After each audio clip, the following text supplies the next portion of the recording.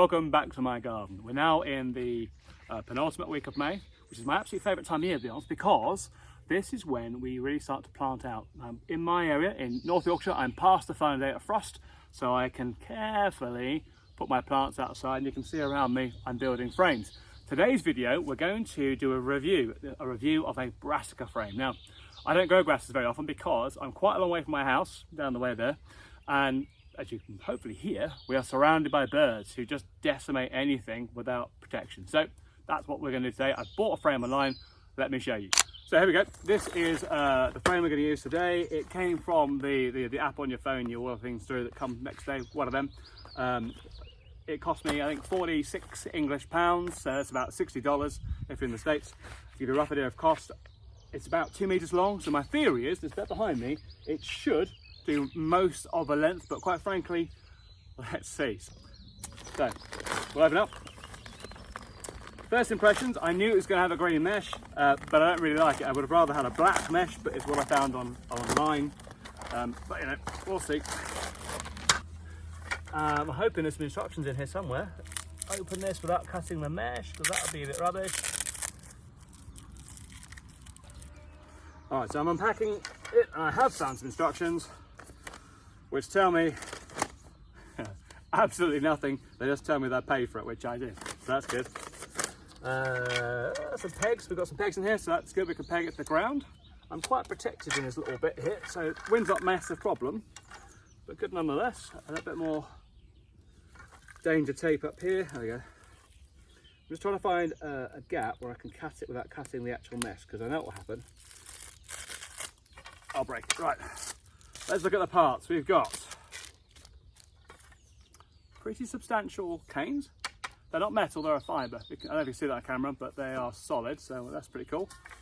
So that'll be a frame, and then we've got some corner joints, like that. And we have got, as I said, some pegs. I've got some more actually in the house, a bit more substantial than that. We'll possibly switch those out later on, but we'll see. And then of course, a big net. Okay, I did a little double checking the instructions. I've moved the camera back to give me a bit more working space, and guess what? There are no instructions at all.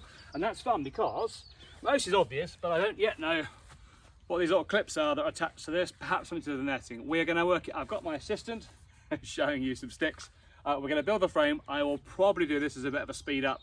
We'll catch you at the end.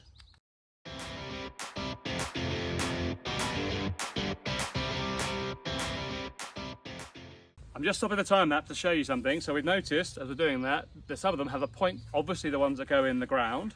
Oh, close up, there you go, thank you. Again, no instructions, so unless we spotted that, we would have no idea. So that's useful.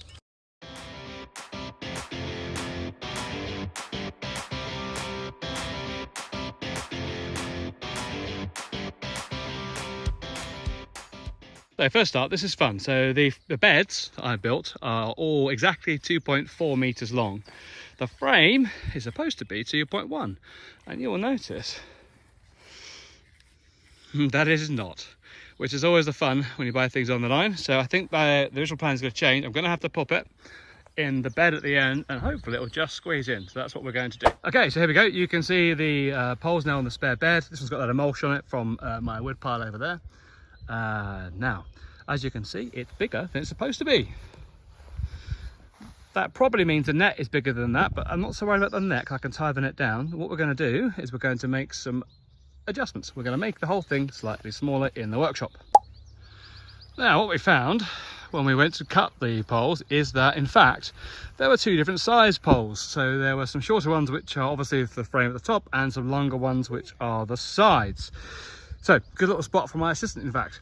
So I haven't cut this at all. This is how it came, and it does just fit inside the frame. So that's perfect. Net, I guess, next stage.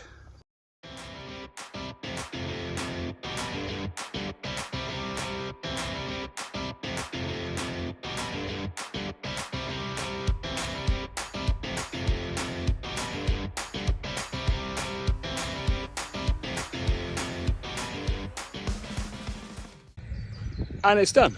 So let me show you around and we can finish our review. So firstly, those clips we couldn't work out what they were for initially. They were to clip onto the bottom of the net down here, and as connectors to push in the ground clips like that. So that's all right. The net, well, it stretches over the frame quite well. There's labour there.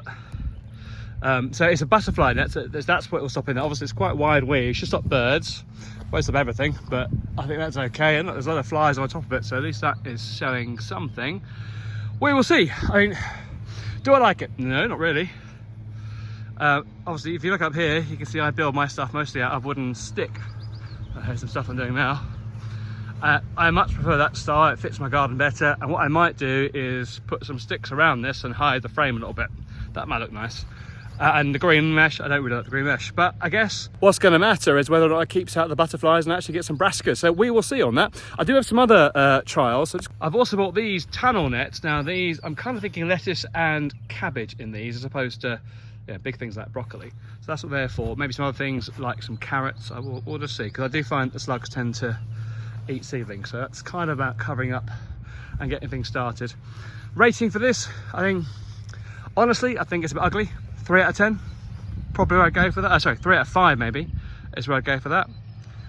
Effectiveness, we'll just have to see. Easy construction, probably very, very simple if you had some instructions. Now we didn't, so we had some issues with not realising the poles were 2 different sizes, because that wasn't clear, and not being immediately obvious what everything was for. But we worked it out, so I suppose not that difficult, maybe 4 out of 10 for that.